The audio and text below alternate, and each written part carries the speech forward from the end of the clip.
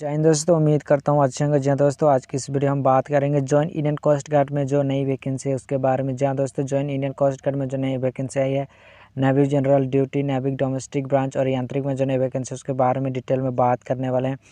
इस जॉब का अप्लाई करने का स्टार्टिंग डेट का भी और एंडिंग डेट का भी सब कुछ डिटेल में बात करेंगे। और इस जॉब के लिए आपका क्या एलिजिबिलिटी क्राइटेरिया होना चाहिए और इस जॉब में आपको कितना पेमेंट मिलता है, सब कुछ डिटेल में बात करेंगे। जानेंगे एलिजिबिलिटी कंडीशन क्या होना चाहिए for post NavIC general duty, NavIC domestic branch और यांत्रिक के लिए। एजुकेशन क्वालिफिकेशन ए में है NavIC general duty. NavIC general duty के लिए आपको 10+2 पास होना चाहिए विथ रिकॉग्नाइज्ड बोर्ड। और नेविक डोमेस्टिक ब्रांच के लिए आपको 10 क्लास पास होना चाहिए विथ रिकॉग्नाइज्ड बोर्ड। और यांत्रिक के लिए आपको 10+ आपको diploma in any electrical, mechanical, electronics और टेलीकम्युनिकेशन इनमें से कोई एक डिप्लोमा होना चाहिए with duration of 3 to 4 years. और आपका जो इंस्टीट्यूट है वो all India council of technical education से अप्रूव्ड होना चाहिए। जानेंगे आपका एज क्या होना चाहिए। एज लिमिट है मिनिमम है 18 वर्ष और मैक्सिमम है 22 वर्ष। नेविक जनरल ड्यूटी और यांत्रिक के लिए आपका बॉर्न बिटवीन 1 अगस्त 2000 से 31 जुलाई 2004 के बीच में बौद्ध जन्म होना चाहिए। और बौद्ध डेट्स इंक्लूड्स यानी कि 1 अगस्त और 31 जुलाई दोनों इंक्लूडेड है।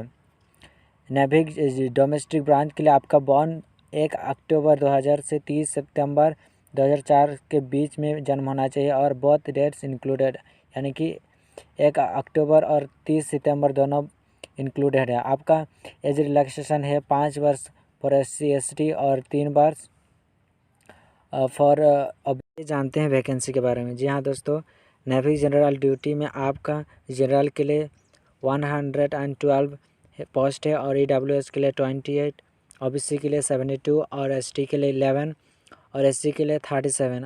टोटल नेविक जनरल ड्यूटी के लिए 260 पोस्ट है। और नेविक डोमेस्टिक ब्रांच के लिए आपका UR के लिए 12 है और EWS के लिए 2, OBC के लिए 9 और ST के लिए 7 और SC के लिए 5 और कुल है 35।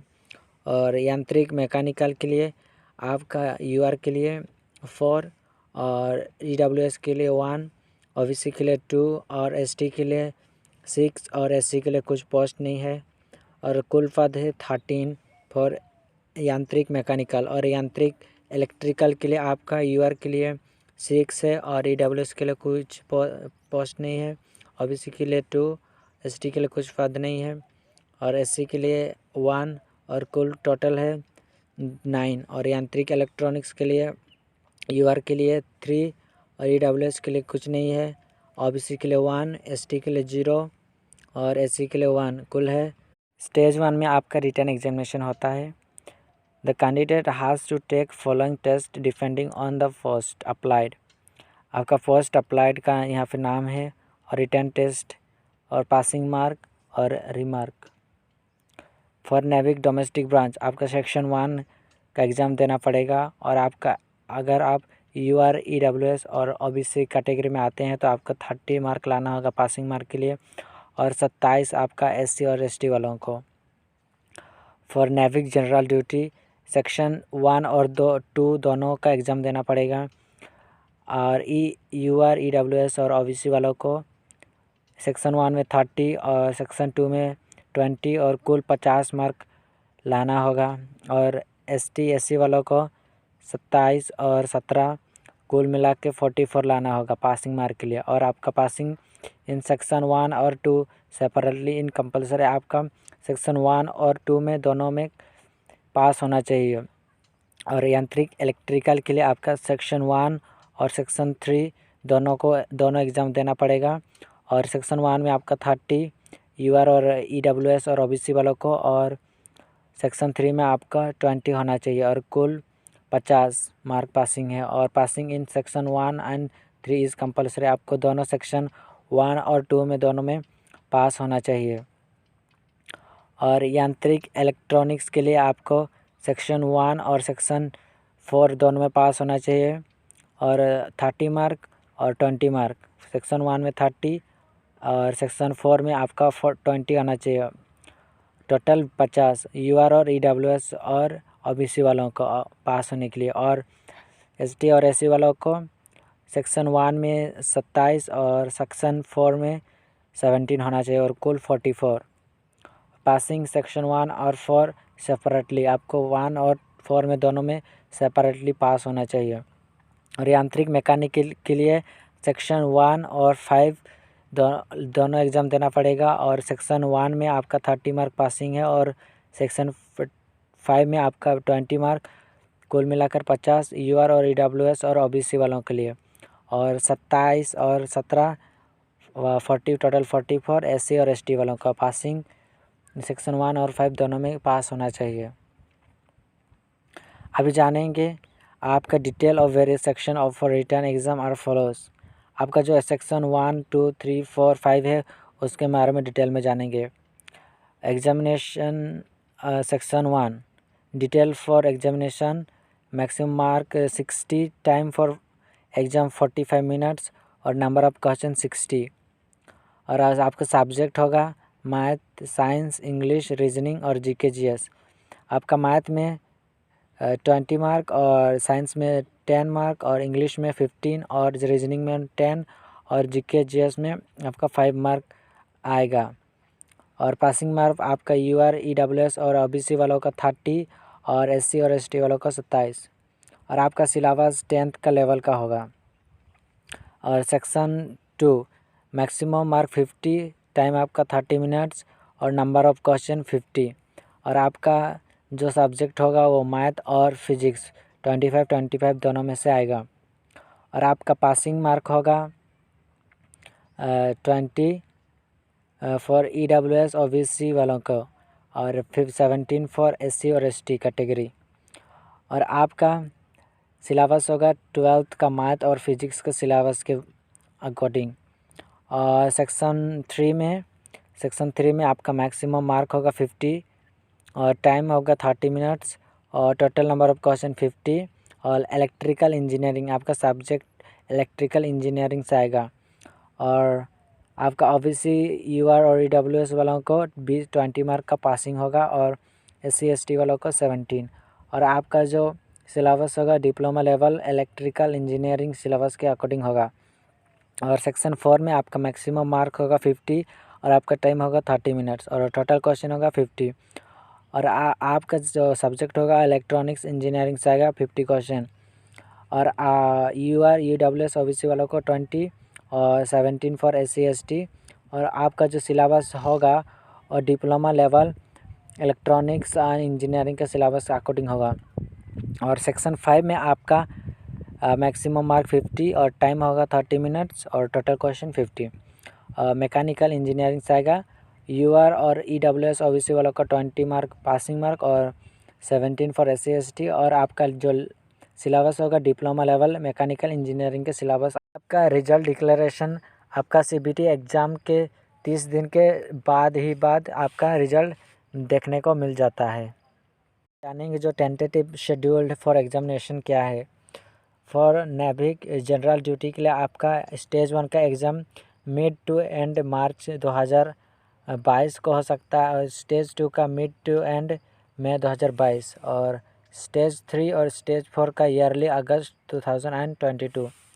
और नेविक डोमेस्टिक ब्रांच का स्टेज 1 का मिड टू एंड मार्च 2022 और स्टेज 2 का मिड टू एंड मई 2022 और स्टेज 3 और स्टेज 4 का ईयरली अक्टूबर 2022। और यांत्रिक का मिड टू एंड स्टेज 1 के लिए मिड टू एंड मार्च का 2022 और स्टेज 2 का मिड टू एंड मई 2022 और स्टेज 3 और स्टेज 4 का ईयरली अगस्त 2020। सीबीटी एग्ज़ाम पास करोगे, स्टेज 1 में पास करोगे, उसके बाद आपको स्टेज 2 के लिए बुलाएगा। स्टेज 2 में आपको फिज़िकल फिटनेस टेस्ट देना पड़ेगा और डॉक्यूमेंट्स वेरिफिकेशन और इनिशियल मेडिकल एग्जामिनेशन देना पड़ेगा। फिज़िकल फिटनेस में आपको 1.6 किलोमीटर का रनिंग करना पड़ेगा विथिन 7 मिनट्स और 20 ठक बैठक और 10 पुशअप करना पड़ेगा। और डॉक्यूमेंट्स वेरिफिकेशन में आपको जो एप्लीकेशन फॉर्म भरने के टाइम में जो original documents like grade 12, 10th और डिप्लोमा का जो मार्कशीट होगा उसको और photo identity card, caste certificate और इंडिविजुअल सब्जेक्ट एग्रीगेटेड मार्क्स सब कुछ डिटेल ओरिजिनल में देना पड़ेगा डॉक्यूमेंट्स वेरिफिकेशन में। और initial medical test, initial medical examination में आपका मेडिकल ऑफिसर आपका मेडिकल टेस्ट करेगा। अभी हम जानेंगे स्टेज 3 में होता क्या है। स्टेज 1 और स्टेज 2 कंप्लीट करने के बाद आपको स्टेज 2 में बुलाया जाएगा। स्टेज 2 में आपका फाइनल मेडिकल टेस्ट होगा इन INS चिलिका। उसके पहले आपका और एक बार लास्ट डॉक्यूमेंट्स वेरिफिकेशन होगा। आपका अप्लाई ऑनलाइन एप्लीकेशन फॉर्म भरने के टाइम में जो जो डॉक्यूमेंट्स दिए होंगे, जैसे कि 10th और 12th और डिप्लोमा का मार्कशीट और photo, identity card, caste certificate, individual subject aggregated marks, सब डॉक्यूमेंट्स वेरिफिकेशन होगा। मेनली आपका नेम, डेट ऑफ बर्थ और पेरेंट्स नेम और percentage of mark, validity of documents, caste certificate details, इसका सब डिटेल में आपका चेक होगा। उसके बाद आपको फाइनल मेडिकल टेस्ट देना पड़ेगा। INS चिलिका में आपका फाइनल मेडिकल टेस्ट होगा मेडिकल डिपार्टमेंट के ओर से। और लास्ट में आपका सबमिशन ऑफ ओरिजिनल डॉक्यूमेंट्स और पुलिस वेरिफिकेशन और अदर्स। स्टेज 4 में जो इस जॉब को पाया होगा उसको ट्रेनिंग INS चिलिका में बुलाया जाता है। अभी हम जानेंगे इसका पे स्केल क्या होता है। फॉर नेविक जनरल ड्यूटी के लिए आपका बेसिक पे होता है 21,700, पे level 3 plus dearness allowances and other allowances based on nature of duty और प्लेस ऑफ पोस्टिंग के अकॉर्डिंग आपका डियरनेस अलाउंसेस और अदर अलाउंसेस मिलता है।